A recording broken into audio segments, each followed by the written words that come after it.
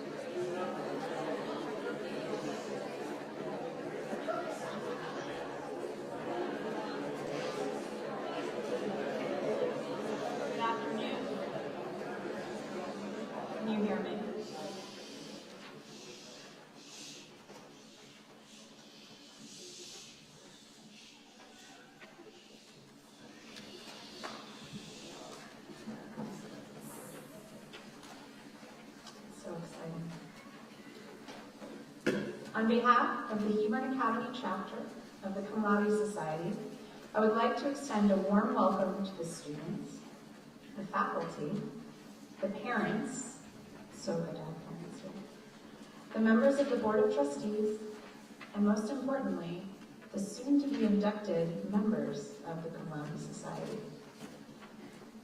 I had a really clever speech planned to deliver to all of you. A story about Miles Davis and some of his 80s recording sessions. Some of you might be familiar with the recently released Rubber Band. I was going to tell you about his defying convention and pursuing a passion of new sound against odds. I had the whole beautiful narrative mapped out in my head. But then as I sat down to write this invocation, I pictured myself up at the podium in the chapel here in front of all of you, speaking out to a sea of real people and not pixelated squares on my computer. And I was overcome with emotion, and a new narrative emerged. One much more simple and powerful, because I realized that for the first time in such a very, very long time, we would be gathered together. And this time, we would be surrounded by loving and supportive parents and family, by the stewards of our beloved Hebron Academy and our visiting board members, and by all of your classmates, faculty, and friends. It hit me at that moment that we were going to be in person. After such a long time of distance and disconnection, our full Hebron community is finally coming back together. And we're dressed to the nines to celebrate our students who, through all the disruptions to their childhood and education, rocked the academic world.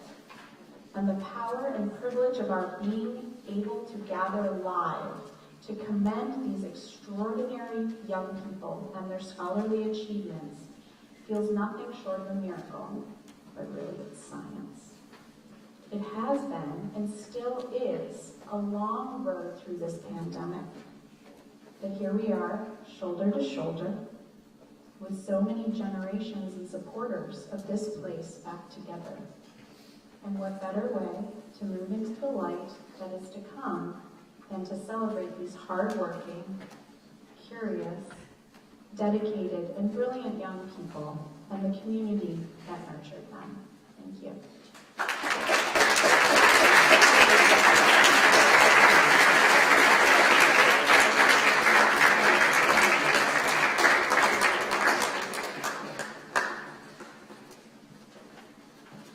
Hello, everybody.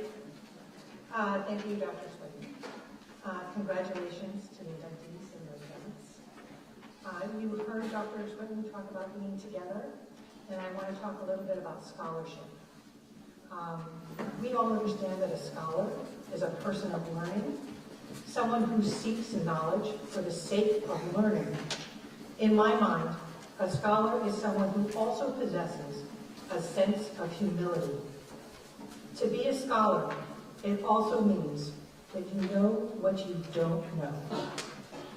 For this group of scholars, I would encourage you to push the boundaries, to be willing to look beyond learning to the scholarly tradition of seeking knowledge for the sake of knowledge. What does that mean? Here's an example. About 250 years ago, a British explorer, Captain James Cook, set off on 3 expeditions. Here is what their purpose was. The first was to observe and record the transit of the planet Venus across the sun in order to help determine the distance of the Earth from the sun. The second was to find and identify a southern continent that some believed to exist. What he found and mapped was Australia, but the trip was considered to be a disappointment because Australia wasn't as big as the imagined continent.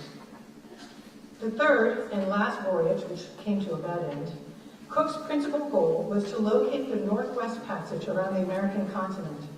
In a single visit, he charted the majority of the North American continent, the Northwest coastline, for the first time and determined the extent of Alaska. A contemporary version of that quest for knowledge is the U.S. space program. Since 1958, more than 250 robotic spacecraft and 24 humans have ventured into space, their purpose to seek knowledge. Their top 2 proposed long-term mission priorities are those goals alone. Here at Hebron, we are committed to finding our purpose. For you, the inductees, this honor is an acknowledgement of your hard work and your potential. I look forward to seeing your achievements as you continue to work and move toward finding your purpose. Congratulations.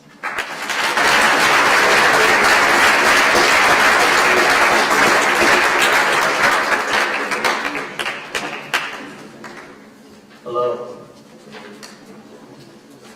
It is my honor to introduce today's speaker, Akil Copaceti.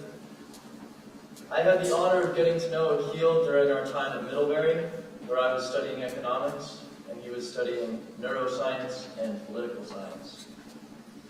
Over the course of many late-night conversations with Akil, he introduced me to he is hardworking, smart, humble, but my favorite quality of Akil's is that he is deeply reflective about all aspects of life.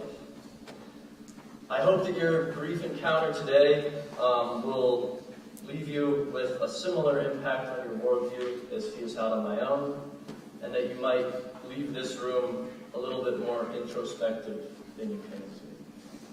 Thank you.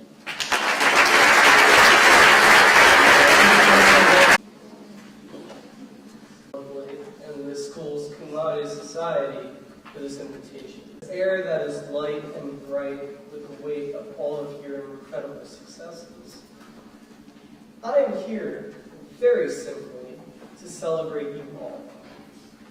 And who am I to celebrate you? A stranger, sure. But a proud stranger nonetheless. I am proud of what I see in front of me today. I see the next generation of thinkers, the next generation of scholars, of artists and creators and engineers and doctors. Because you are here, and I am here, celebrating everything that you've already done to date.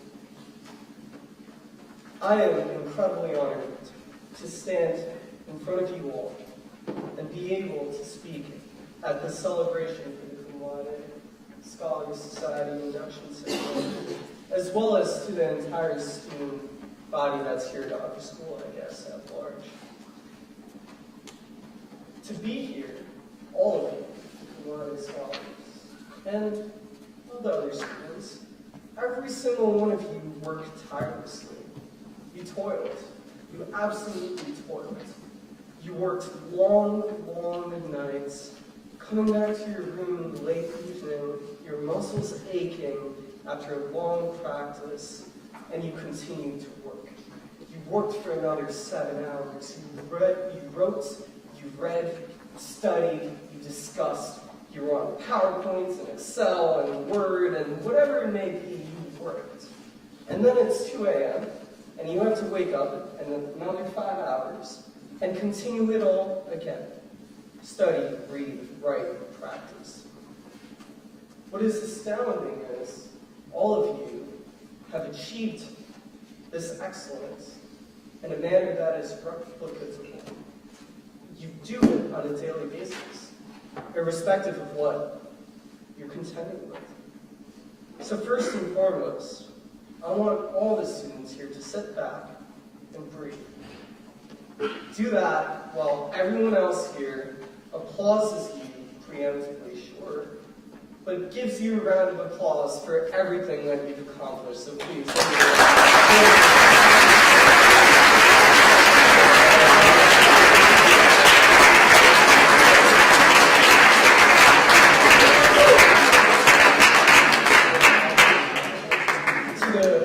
To the Cum Laude inductees, your test scores, your essays, your participation, and your contributions to discussions, it was all excellent. Your GPA, that numerical value, it proves it. You are a hard worker, and you are intelligent. Be proud, and feel proud. The Cum Laude Society recognizes you today for promoting its tenets.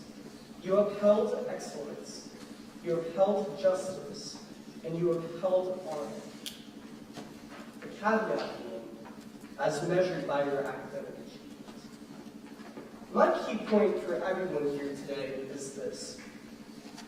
You are not just your grades. Before I got up here spewing all of my opinions, I wanted to see if there was any data that could back up what I wanted to postulate. What I wanted to put forth. As somewhat of a scientist myself, as Mr. Bates mentioned, I was a neuroscience major at Middlebury, I mined the web for research, and all the research that I read told me that grades were pretty important. They predicted future success. They were correlated with happiness, etc., etc., etc., etc. And it's all true. Numbers say it. How can I dispute it? But you know what? I refused to believe, and I refused to internalize this belief that grades are the single most important determinant of your success. Not because I don't think every single one of you can become an insanely great and accomplished person doing incredible things for the good of the world and for the good of your community. I wholeheartedly believe that you can, and I wholeheartedly believe that you will. But it isn't because you're being inducted into the ceremony, and it isn't because you maintain a certain level, a standard of academic excellence. In my opinion, it's because you are a curious person. Now, I don't want to speak for everyone and anyone, although I kind of have been doing that to this point. But since I've been asked to speak to you all, I wanted to keep my story personal to my own experiences. I realized that after I had left my own high school, there was a question that continued to bother me. And it would be this: what would make me succeed in the future? I continuously asked myself this question because I was programmed to ask myself this question. It took me a while to realize that the real question I should have been asking myself was this: how do I define success given all the things that make me incredibly happy? I worked quite hard in high school. I was at, countless ceremonies like this, if I may toot my own horn for a second there. I earned really good grades, great grades, great standardized test scores, all of that. But when I walked onto Middlebury College, everything I had accomplished was out the window. It was all gone. It had disappeared. And I was on campus in Middlebury, Vermont. I was forced to confront this one thing that remained, and it stood in front of me, staring right at me. And it was my reflection I couldn't recognize who the person I saw was. What determined my happiness? This was an obnoxious question, like a horrible roommate that bothered me incessantly all through my first year at Middlebury. I went to Vermont pre-med because I had gone to a magnet school in high school, and I had taken healthcare-oriented college classes, and I had become a certified medical assistant. The key in those 3 sentences was because. I went to Middlebury pre-med in STEM-oriented courses. That made med school my path. But why? What I'm touching on here, my own personal dilemma, is what I want to talk to all of you about today.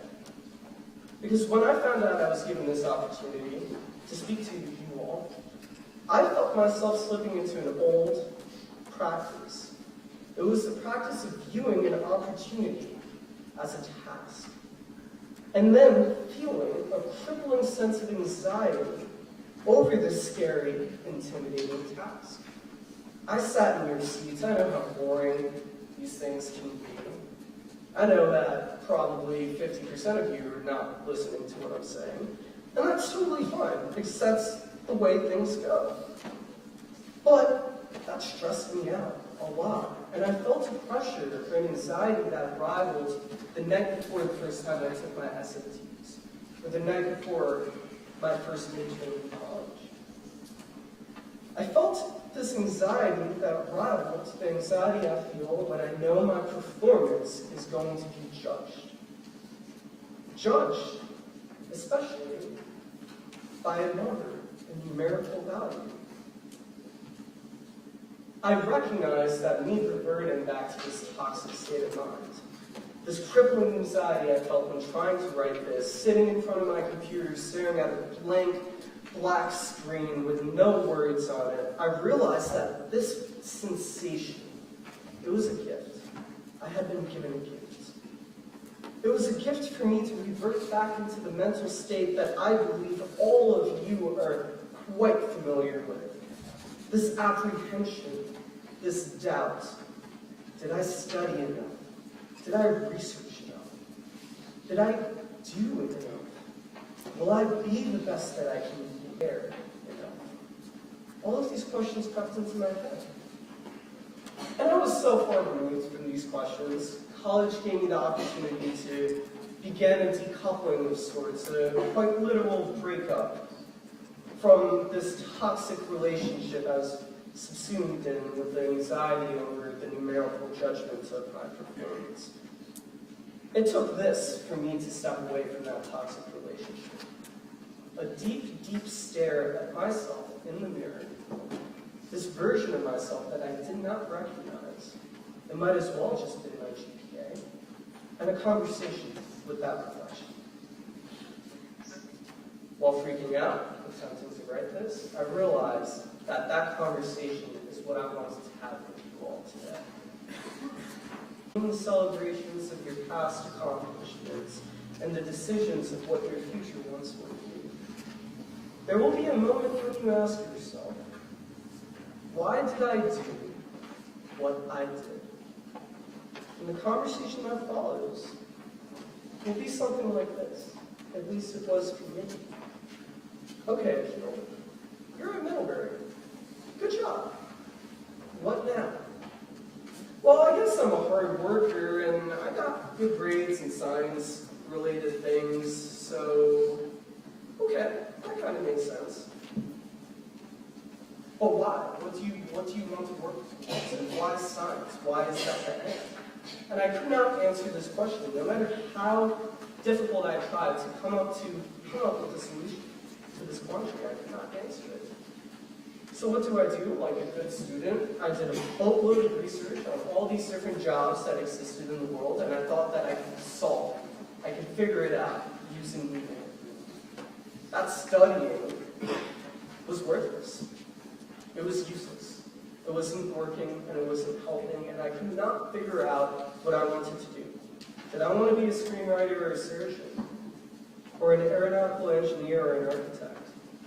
How the heck am I supposed to figure this out? The best advice I was ever given came from an influencer of sorts in the philosophical world. He sat next to me.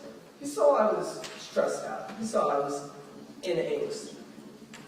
And I asked him, hey man, how can I choose when I don't know what to choose from? To me, this point of knowing what you don't know. Socrates said to me, I guess he spoke with Mary too after he spoke with me, because he said to me, it's enough to know what you don't know.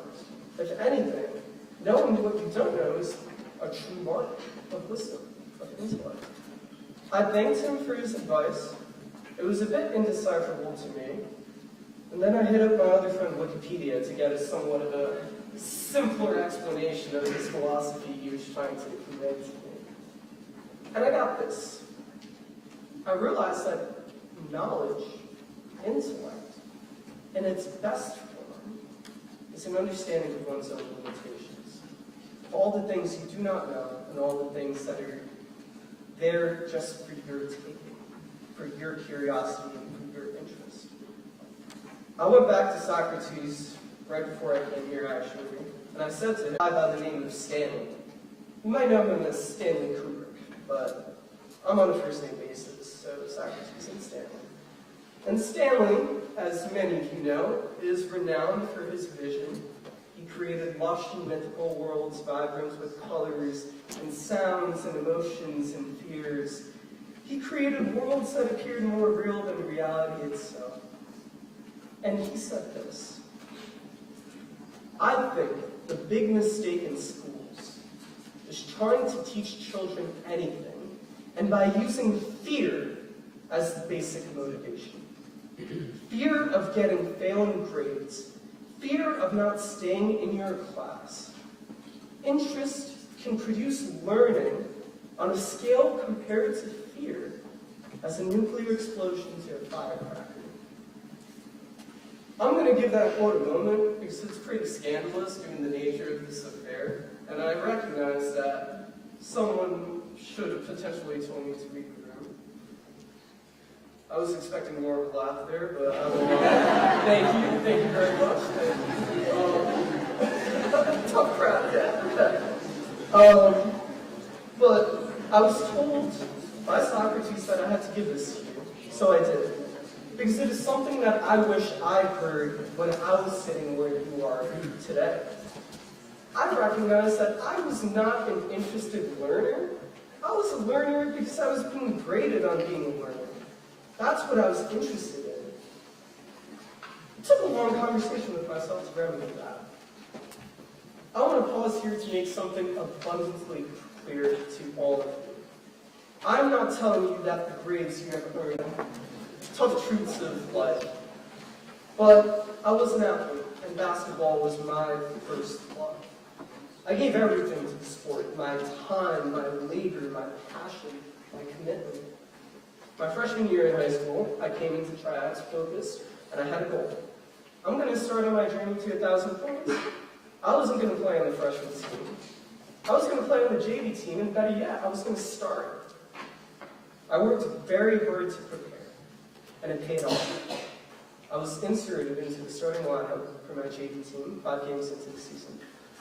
And about 2 minutes later, I broke my ankle, fell onto the floor, and was stretchered off. All the work I did, all the preparation I had done, amounted to nothing. I had to refocus just to keep sane. Sophomore year, I will heal, I will get better, and I will become a better version of myself. I'll make it onto the varsity roster this time, and I'll start working toward my 1,000 points.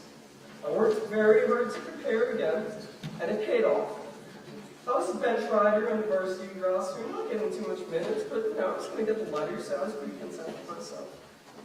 My first minute of varsity time, I get onto the court, I go up for a rebound, I get elbowed in the face, lose 2 teeth, blood streaming down my entire face.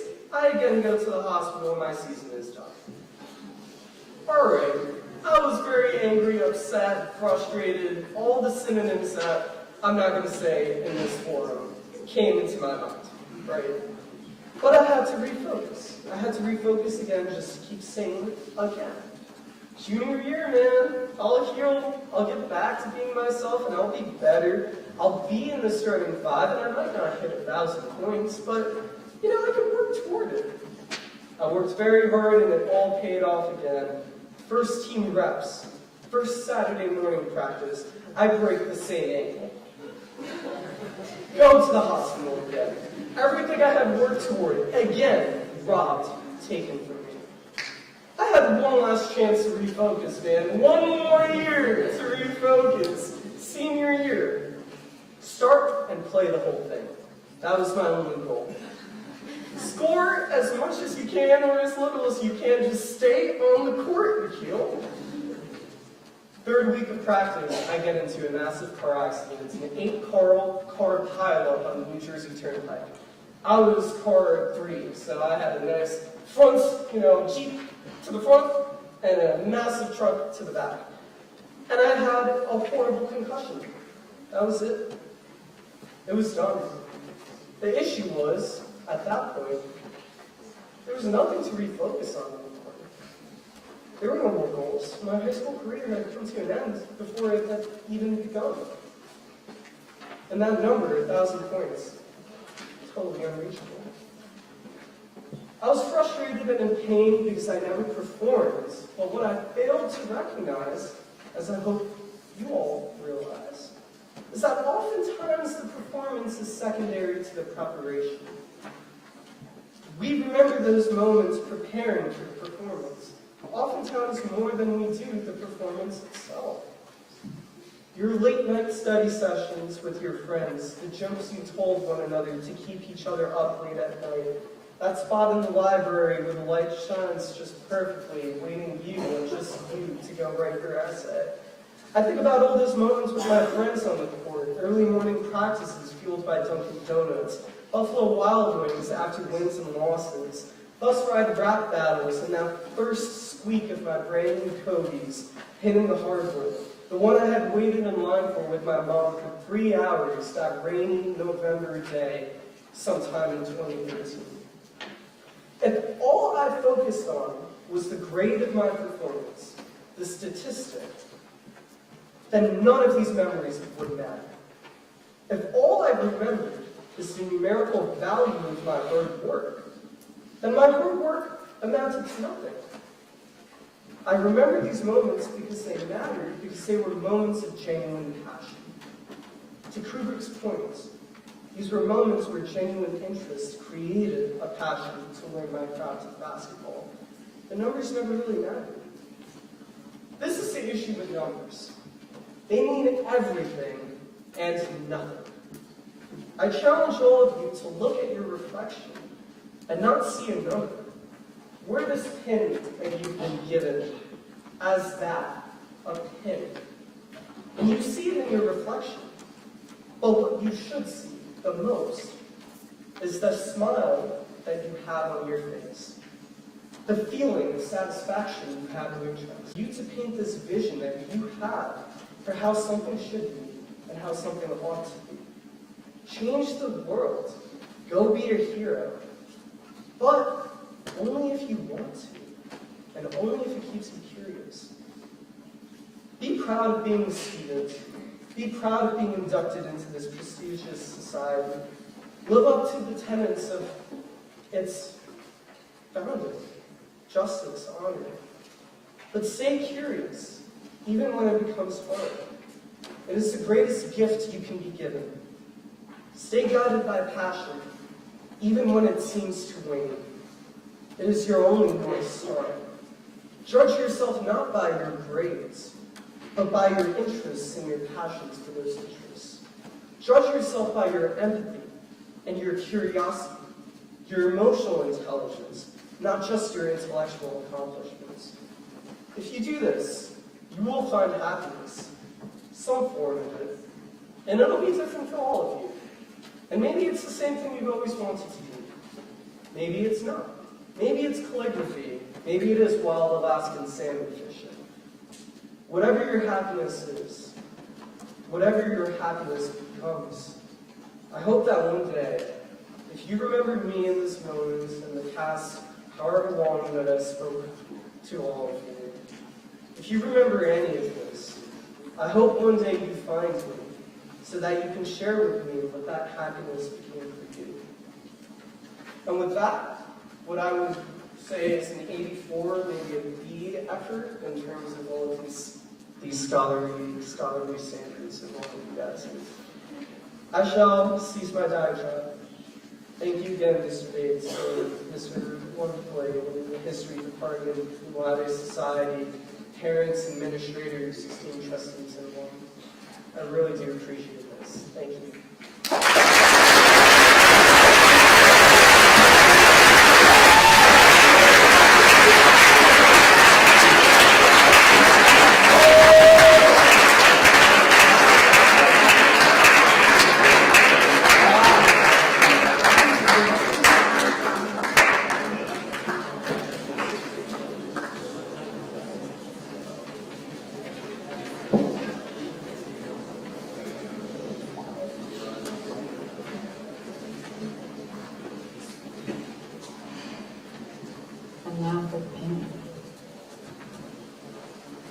Now we're going to honor our inductees by presenting them with their certificate of membership in the Cum Laude Society in its 95th year at Hebron Academy. And each student will be pinned with the Cum Laude Society pin by a standing member. And so you can feel free, once I say the student's name, to applaud. We will begin with the class of 2022's newest members, and we will begin with Nicholas Vito DeMarco.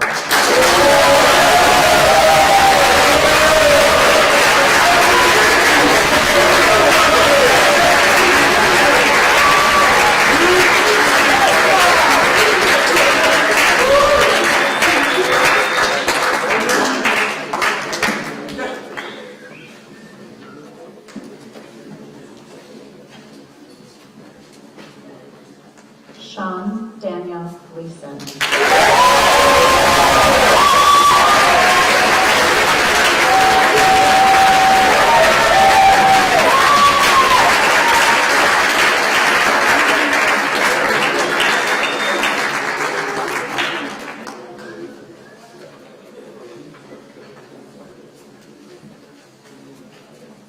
Daniel Craw.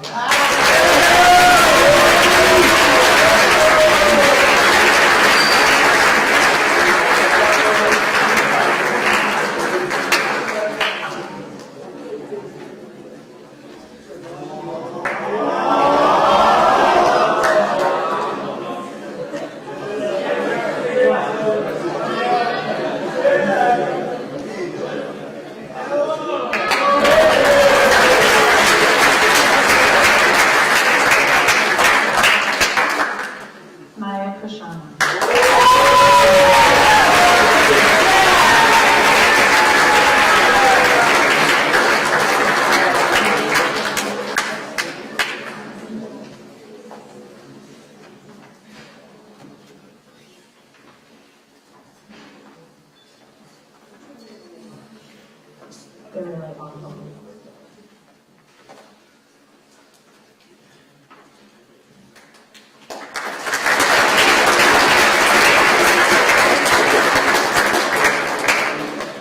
Lily Marie Schmidt.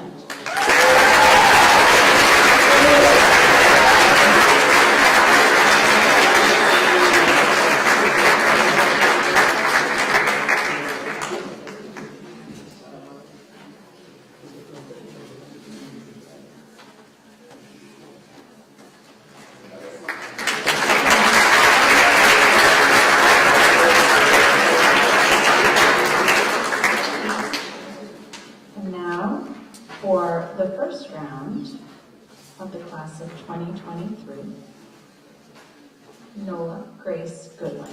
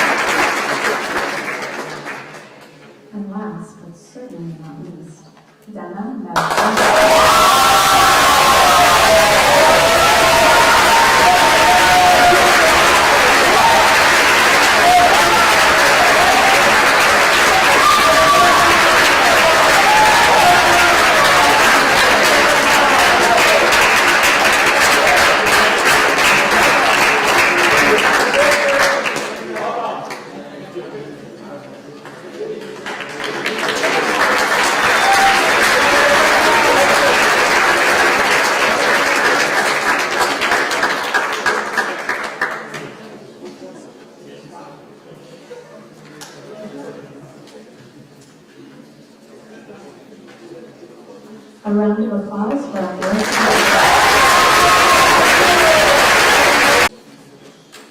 And we'll close out our program with some final words from Julia Gregory.